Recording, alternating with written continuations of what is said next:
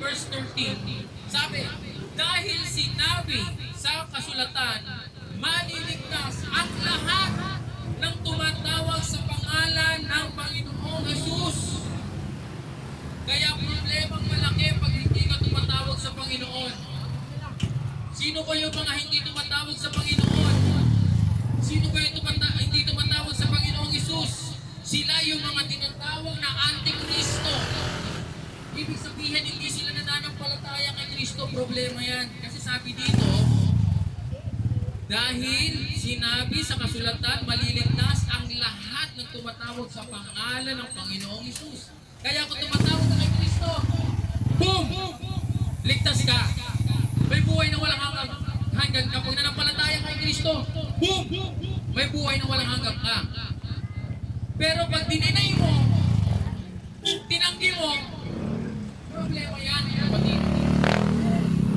Sabi dito, dahil sa matinding pag-ibig at habag ng Diyos, tayo ay dapat nagbabahagi ng mabuting balita.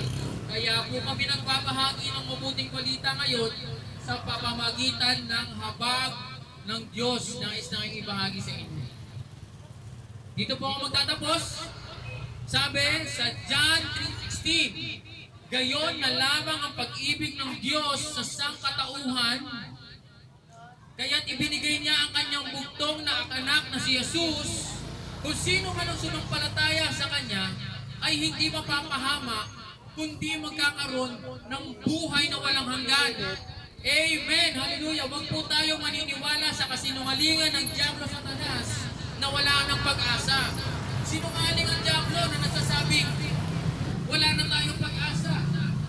Ang sinabi sa Biblia ay maliligtas ang manampalataya sa Panginoon. Yan ang katotohanan. Kaya kung iniisip mo wala ng pag-asa, hindi totoo yan. Kasinungalingan na ng Diablo, ng kalaban, ng kaaway. Sapagkat sabi sa Bible, ang kaharian ng Diyos ay parang pagtatanim. Ang isang hari ay nagtanim ng trigo at siya'y natulog.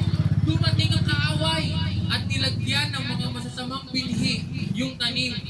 Kaya pagdating ng mga katulong, sabi, kala ko ba mabubuting mga tanim lang ang nilagay mo dyan? Bakit may tumubo dyan mga damo? Tanggalin na natin yung mga damo. Sabi ng hari, huwag niyong bunutin yung damo. Hayaan niyo lang lumaki kasama ng mga trigo. Dahil darating ang panahon, pag anihan, lalabas ang damo at kilala at alam ng hari kung ano yung dapat anihin na trigo at ano yung damo. Alam ng Diyos. Sa katapusan, alam ng Diyos kung sino yung damo.